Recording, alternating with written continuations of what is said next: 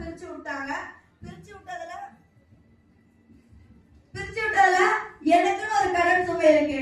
எனக்கு என்னடா இந்த நிறுவனத்தை எடுத்து என்னடா சம்பாதிச்சிருக்கோம், என்னடா சாதிச்சிருக்கோம் கேட்டா இது வரைக்கும் கிட்டத்தட்ட 7 லட்சம் ரூபாய்க்கு மேல கடன் அடைச்சு 20 லட்சம் ரூபாய் கட்டியிருக்கேன்.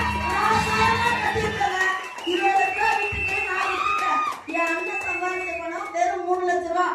நான் சம்பாதிச்சு கொடுத்தது 7 லட்சம் ரூபாய் வருமானம் சம்பாதிச்சு 20 லட்சம் என் வீட்டை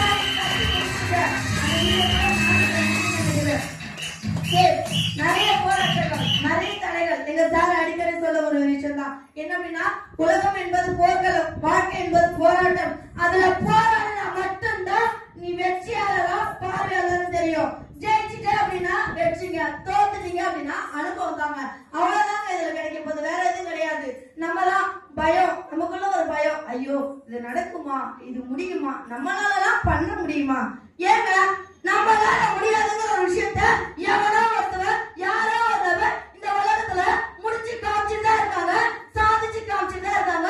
இந்த ஃபியூச்சர் இந்தியாவில உங்க கண்ணுக்கு முன்னாடியே அத்தனை பேருமே சாதிக்கிறாங்கும் போது எல்லாரோடுமே ஒரு ரத்தம் தானே, எல்லாருமே மனுஷங்க தானே. அப்ப அவங்களால ஒரு விஷயம் பண்ண முடியும் போது ஏன் நம்மளால பண்ண முடியாது? எனக்கு அவ்வளவு சூழ்நிலைகள், அவ்வளவு பிரச்சனைகள் இருந்த போதிலும் என்னால முடியும் ஒரு கான்பிடன்ட், என் மேல நான் தன்னம்பிக்கை, நம்பிக்கை கிடையாதுங்க, என்னால முடியுங்கிறதா தன்னம்பிக்கை வச்சதுனால மட்டும்தான் இன்னைக்கு இந்த நிறுவனத்துல எம்ப்ராய்டரி மேனேஜர் அப்படிங்கிற ஒரு போஸ்டிங்ல ஏறி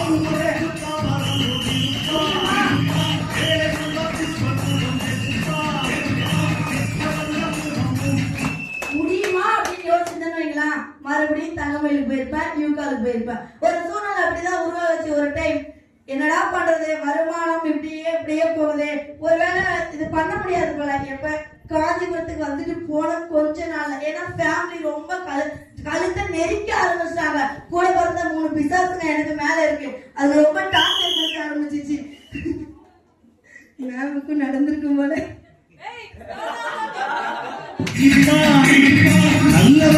அப்பதான் சரி ஓகே அடுத்த ஒரு வேலையா பாப்போம், இத நம்ம பார்ட் டைமா பண்ணிக்கிட்டு நம்ம தங்கமயிலுக்கு வேலைலாம் பார்த்துட்டேன், அச்சாட்ட பேசலாம் கன்ஃபார்ம் பண்ணிட்டேன், எல்லாமே முடிச்சிட்டு சார் இதெல்லாம் தெரியுங்களா எல்லாமே கன்ஃபார்ம் பண்ணிட்டேன், லொகேஷன் அனுப்பிச்சுட்டாங்க. அதுக்கப்புறமேட்டுக்கு எங்க சசி சார்ட்ட வந்து சார் இந்த மாதிரி வேலைக்கு போறேன் சார் அப்படின்னு நான் சொல்றேன். போ இப்படிதான் சொல்றேன், போ எனக்கு என்னது இவ்வளவு நாள் ஒரு மணி டிராவல் பண்றதுக்கும் பொதுக்கு போன்னு சொல்லிட்டாரு. அப்படி ஒரு வார்த்தை கூட ஏமா போற இங்கே இருமா அப்படின்னு கூட சொல்லல. அப்ப எனக்குள்ள என்ன தாட்டுத்தன்மை ஓடிச்சு, இவர் ஏன் நம்மள போக சொன்னாரு, அப்ப நம்மளால முடியாதுன்னு நினைச்சிட்டு போக சொன்னாரோ, ஒரு வார்த்தைக்கு கூட இருன்னு சொல்லல அவரு. அப்ப கண்டிப்பா நம்மளால முடியும் அப்படின்ட்டு அங்கேயே நிக்கிற, வெளியே வெயிட் பண்ற, கிட்டத்தட்ட ஒரு 3 மணி நேரம் வெயிட் பண்ண வைக்கிறாரு. 3 மணி நேரம் கழிச்சு எனக்கு ஒரு இன்ப அதிர்ச்சி கொடுக்குறாரு. அவர் லைன்ல ஒரு என்ட்ரி வருது, என் லைன்ல அதை லாகின் பண்ணி எடுத்துக்கோ, ஒன்னால முடிஞ்சா அதை வச்சு நீ டீமை செட் பண்ணிக்கோன்னாரு.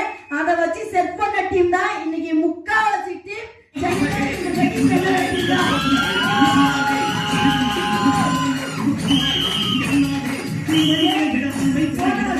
ஆகஸ்ட் 15க்கு இதே இடத்துலதான் இதே ஸ்டேஜ்ல பேசினேன்.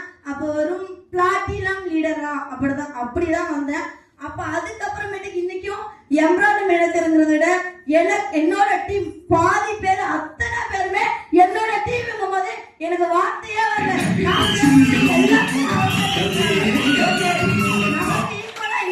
உருவாக்கிட்டு வந்திருக்கோம்.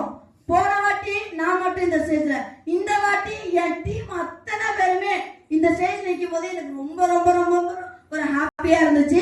கண்டிப்பா அடுத்த வாரம் நிறைய சவால், நிறைய ஸ்டேஜ்ல விட்டுருக்கேன், அதனால நிறைய மாற்றங்கள் நடந்திருக்குன்னு நினைக்கிறேன்.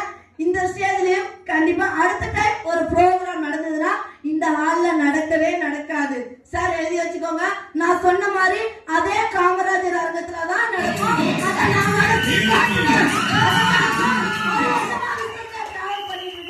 கண்டிப்பா அது நடக்கிறது. வாழ்ந்தாலும் செத்தாலும் விழுந்தாலும் ஃபியூச்சர் இந்தியா மட்டும்தான்.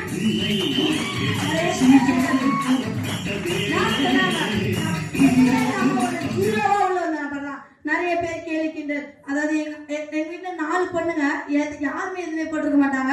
எங்க அம்மா கண்ணு முன்னாடியே எல்லாரும் ஒரு மாதிரியே பேசுவாங்க. நீ 4 பொண்ணுங்க வச்சிருக்க, ஒரு மூக்குத்திக்கு இல்லையா, அப்படிலாம் பேசுவாங்க.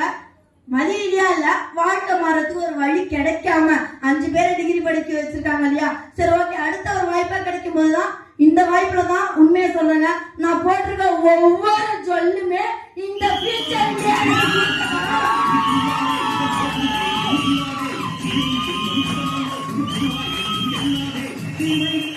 எனக்கு ஃபியூச்சர் இந்தியா நிறுவனத்துல வேலை பார்க்குற அத்தனை பேர், கல்யாணம் ஆகாத பெண்களா இருக்கட்டும், கல்யாணம் ஆன பெண்களா இருக்கட்டும், எல்லாருக்குமே இதுக்கப்புறம் வரதட்சணை கொடுமையே இருக்காது. ஏன் எப்படி கேட்பாங்க, வாரம் 70,000 சம்பாதிங்க, சம்பாதிச்சுன்னா உனக்கு ஒரு 25 பொண்ணாக்க தானே வச்சுக்கோங்க, தூக்கி போடுங்க, யார் நம்மள கேட்க போறா, செக் நம்மளது, நம்ம தான் எழுதுறோம், சிஎஸ்ஆர் கொடுத்துட்டாரு, கம்பெனி நம்ம கிட்ட கொடுத்துட்டாரு, எவ்வளவு நாள் எழுதி எடுக்க வேண்டிய கடமை என் கையில தான் இருக்கு.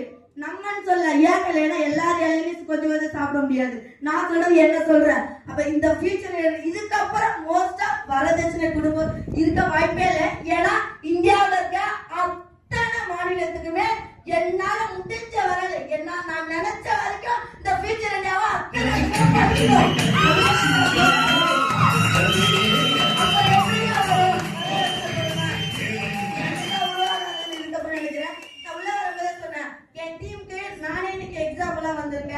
அப்படின்ட்டு. என்ன அப்படின்னா, காலையில வரும்போது நம்ம பிசினஸ்க்கு முக்கியமான ஒரு விஷயம் என்ன தெரியுமாங்க, மைண்ட் செட் தான். அந்த மைண்ட் செட் பல பேருக்கு இங்க இல்லாததுனால ஆரம்ப காலகட்டம் என்கிட்ட இல்ல, அலமோதி இங்கேயா அங்கேயானாதான் நடு ஆத்ததுல சரி போ இதுதான் அப்படின்னு ஒரு கடை தான் முடிவு எடுத்து பார்ப்போமே அப்படின்னு எடுத்ததுதான் இன்னைக்கு இந்த ட்ரெஸ் கோடா இருக்கட்டும், நான் போட்டுருக்க சொல்ல இருக்கட்டும், நான் கட்டிருக்க வீடு.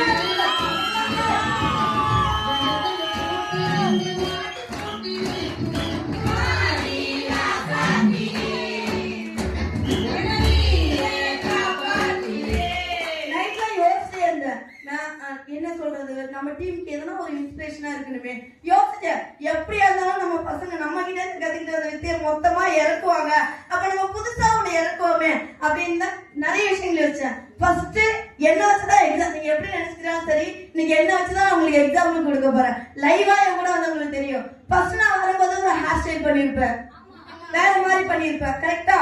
அதுக்கப்புறம் மறுபடியும் வரும்போது வேற மாதிரி ஹேர் ஸ்டைல் பண்ணிருப்பேன், இங்க உள்ள வந்தப்புறம். இப்ப இங்க நிக்கும் போது ஒரு ஹேர் ஸ்டைல் பண்ணிருப்பேன். நல்லா யோசிச்சு பாருங்க, ஒரு ஹேர் ஸ்டைலுக்கே நம்ம மனசு இப்படி அலமோதுது. இது பிசினஸ், வாழ்க்கையில ஜெயிக்கக்கூடிய இடம்.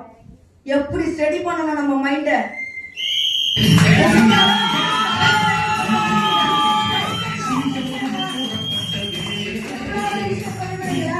இப்ப நீங்க வந்துட்டு ஒரு ஊருக்கு போறீங்க, ஏதோ ஒரு காஞ்சிபுரமோ சென்னையோ போகணும்னு நினைச்சா போக முடியுமா?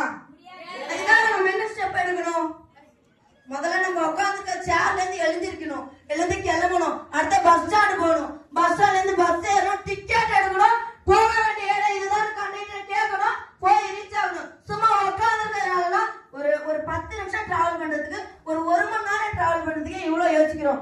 லைஃப் லாங் ஜெயிக்கிறோமோ தோக்குறோமோ, வாழ்க்கையில ஜெயிக்கக்கூடிய ஒரு இடம், ஜெயிச்ச பல நபர்கள் கூட டிராவல் பண்ணிட்டு இருக்கோம். அப்ப நம்ம எந்த மாதிரி இருக்கணும், நம்மளோட வேகமும் விவேகமும். நிறைய பேருக்கு வேகமும் கிடையாது, விவேகமும் கிடையாது, தன்னம்பிக்கையும் கிடையாது. அதுக்காக உங்களுக்குள்ள இல்ல அப்படின்னு நெகட்டிவ் இருக்கு. இருக்கிற ஒரு விஷயத்த நீங்க உருவாக்குங்க தான் சொல்றேன். என்னோட கருத்து. இவ்வளவு நேரம் பேச வாய்ப்பு, இதுக்கு மேல பேசணும்ல, காது ரொம்ப பெயினா இருக்கு. ஓப்பனாவே உண்மையை சொல்லிடுறேன். இவ்வளவு நேரம் பேச வாய்ப்பளித்த அனைத்து நல்லுள்ளவர்களுக்கும், என்னோட சகோதர மக்களே எல்லாருக்கும் I love you.